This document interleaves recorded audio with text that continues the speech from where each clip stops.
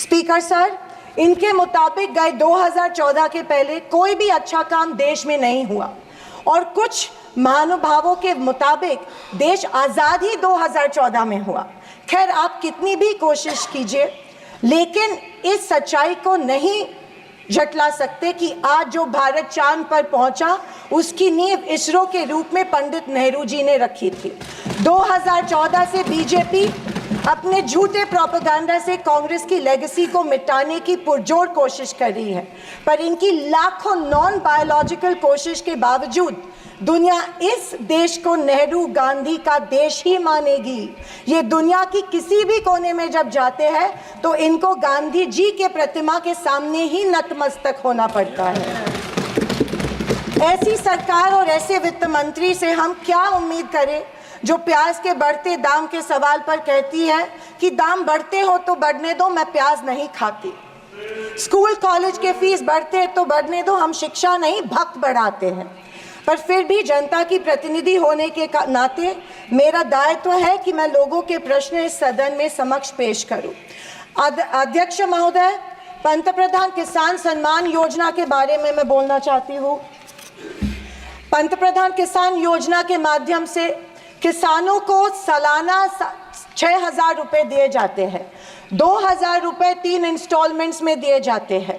2,000 रुपये दिए जाते हैं, लेकिन 18% फर्टिलाइजर्स के सैक पे उनको जीएसटी के माध्यम से देना पड़ता है। एक किसान एक साल में कम से कम 1 लाख के फर्टिलाइजर खरीदता है, तो आप 6,000 रुपये देते हो लेकिन 18,000 उनसे लेते हो। ये किस तरह की नाइंसाफ़ी हुई उस किसान पे?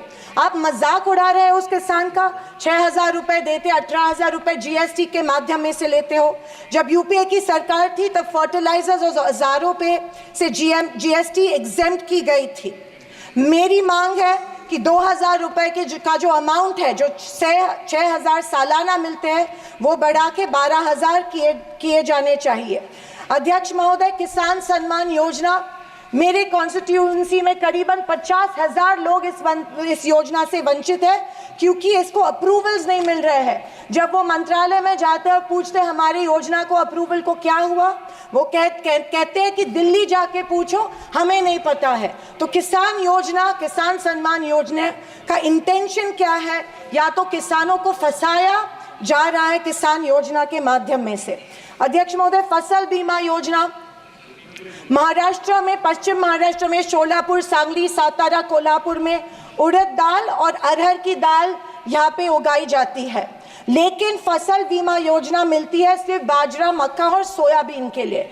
आपके माध्यम में से मैं फाइनेंस मिनिस्टर से गुजारिश करती हूँ कि अरहर और उड़द के लिए भी फसल बीमा योजना के फॉर्म एक्सेप्ट किए चुके हैं, भर दिए हैं, लेकिन फसल बीमा योजना मिल नहीं रही है। अध्यक्ष महोदय, पंतप्रधान आवास योजना, आदरणीय फाइनेंस मिनिस्टर जी ने कहा कि एडिशनल 3 करोड़ हाउसेज, घर यहाँ पे इंक्रीज करके इस बजट में दे रहे हैं, लेकिन पंतप्रधान आवास योजना का टारगेट अभी तक महाराष्ट्र को नहीं मिला है क्योंकि ये योजना जो है गाँवठान जमीन पे घर बांधे जाते हैं, लेकिन असलियत ये है कि गांव में गाँवठान जमीन है ही नहीं।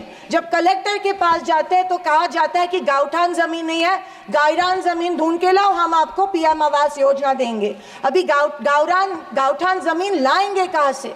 तो आपके माध्यम में से मैं फाइनेंस मिनिस्टर को रिक्वेस्ट करती हूँ कि सारे कलेक्टर्स, डिस्ट्रिक्ट कलेक्टर्स को आदेश दे कि जितनी भी गाँवरान जमीनें हैं गाँव में, उनको गाँवठान करके पंतप्रधान आवास योजना लोगों को लागू की जाए और सारे जो पेंडिंग प्रपोजल्स हैं वो एक्सेप्ट किए जाए। और मेरी आपसे ये गुजारिश है कि 1,40,000 रुपये इस योजना के लिए मिलते हैं, ये बहुत टुटपुंजी है, इसके लिए 2,50,000 दिए जाए पंतप्रधान आवास योजना के लिए। अध्यक्ष महोदय, मुद्रा लोन 2014 में प्राइम मिनिस्टर ने बड़ी एम्बिशियसली मुद्रा लोन की घोषणा की थी। कल फाइनेंस मिनिस्टर ने इसकी जो राशि है 10 लाख से लेके 20 लाख की, लेकिन मुद्रा लोन उस पीरियड में उन्हीं लोगों को मिले जिनकी सिफारिशें बीजेपी के कार्यकर्ताओं ने की थी, जबकि सामान्य आदमी जो है, आम आदमी जो है, उसको ये लोन नहीं मिला था। सिर्फ कुछ चंद लोगों को ये लोन दिया गया था। मेरी ये मांग है कि कोरोना के टाइम पे जो लाभार्थी मुद्रा लोन का कर्ज फेड नहीं पाए, उनके लिए जैसे अपने अदानी अंबानी के लिए कर्जा माफ किया है, वैसे इन लाभार्थियों के लिए भी कर्जा माफ किया जाए, तुरंत माफ किया जाए मुद्रा लोन का जो परत फेड करने का कर्जा है। आदरणीय अध्यक्ष महोदय, माइक्रो फाइनेंस और चिट फंड्स जो दिए जाते हैं हमारे सेल्फ हेल्प ग्रुप्स को, बीड़ी कामगारों को, पावर लूम वर्कर्स को दिए जाते हैं, हमारी काफ़ी सारी महिलाओं को दिए जाते हैं, लेकिन ये माइक्रो फाइनेंस और चिट फंड्स पे के ऊपर रेगुलेटरी अथॉरिटी नहीं होती है, इसीलिए ये बेहिसाब इंटरेस्ट इन लोगों से, गरीब लोगों से लेते हैं। अध्यक्ष महोदय, मुझे इस बात का दुख हो रहा है कि कल के बजट के स्पीच में हमारी अन्न धान्य सुरक्षा योजना जो है, अन्न सुरक्षा योजना जो यूपीए सरकार ने लाई थी, उसके बारे में फाइनेंस मिनिस्टर ने कोई जिक्र नहीं किया। पिछले 10 साल से हमारे देश का जो गरीब है उसको एपीएल कार्ड धारक को अन्न धान्य योजना का लाभ नहीं मिल रहा है। 10 साल से करोड़ों लोग इस योजना से वंचित रह रहे हैं, भूखे मर रहे हैं, और जैसे शैलजा जी ने कहा था, कुपोषण का प्रमाण जो है हमारी देश में बढ़ रहा है। गरीब लोगों से जानबूझ के एक form, give up subsidy form, जानबूझ के भरा जा रहा है, उनको बिना बताए कि अगर ये फॉर्म आप भरेंगे तो आपकी फूड सब्सिडी कट हो जाएंगी। ये ज़बरदस्ती उनसे ये फॉर्म भरवा रहे हैं ताकि उनको इस योजना, जो कि कांग्रेस की योजना थी, उसका लाभ न मिले, और इसके वजह से ढेर सारे लोग भूखे हमारे देश में मर रहे हैं। मैं फाइनेंस मिनिस्टर से ये गुजारिश करती हूँ कि एपीएल कार्ड धारक को तुरंत इस योजना का लाभ मिला जाए और सारे के सारे जितने भी लोग हैं उनको धान मिला जाए। अध्यक्ष महोदय, कल के स्पीच में आंध्र प्रदेश और बिहार के ऊपर बहुत प्यार जताया गया। मुझे उस बात से कोई कंप्लेंट नहीं है, पर महाराष्ट्र से इतनी नफरत क्यों नहीं महाराष्ट्र की तरफ उतना ही प्यार जताया गया जो बिहार और आंध्र प्रदेश के जताया गया? क्योंकि उनको पिछले लोकसभा में कम सीटें मिली, या शायद उनको अंदाज़ा आया कि आने वाले इलेक्शन में उनको वो चुनाव हारने वाले हैं। मैं वित्त मंत्री को बताना चाहती हूँ कि महाराष्ट्र में हिंदवी स्वराज की नींव महाराष्ट्र में रखी गई थी। कणखर देशा, राकट देशा, दगडाचा देशा, महाराष्ट्र देशा, ये हमारे प्यारे महाराष्ट्र के बारे में कहा जाता है, लेकिन अफसोस है कि महाराष्ट्र की तरफ कोई ध्यान नहीं दिया जा रहा है, सिर्फ महाराष्ट्र का इस्तेमाल किया जाता है। अध्यक्ष महोदय, रेलवेज के बारे में बोलूं तो रेलवेज में स्लीपर कोच की संख्या जो है वो कम कर रहे हैं और फर्स्ट क्लास और सेकंड क्लास की संख्या बढ़ा रहे हैं। देश का जो आम गरीब आदमी है वो स्लीपर कोच से ट्रैवल करता है, वो फर्स्ट क्लास और सेकंड क्लास से नहीं किया जाता है।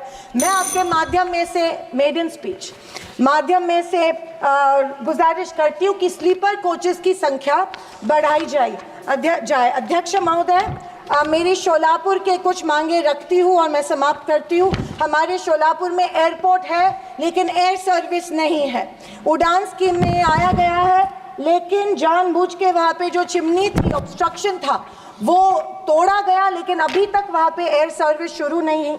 बोरामनी एयरपोर्ट है, वहाँ पे इंटरनेशनल एयरपोर्ट के लिए फंड्स एक बार दिए गए, लेकिन फिर फंड्स नहीं दिए गए। मैं वित्त मंत्री से गुजारिश करती हूँ कि बोरामनी एयरपोर्ट के लिए फंड्स दिए जाए। मंगलवेढ़ा जो हमारा तालुका है, वहाँ पे जो इरिगेशन स्कीम है, वहाँ के 35 गांव जो है वो पानी से वंचित है। मैं विनती करती हूँ कि वो गांव के लिए भी आप इरिगेशन स्कीम जल्द से जल्द अप्रूव करें।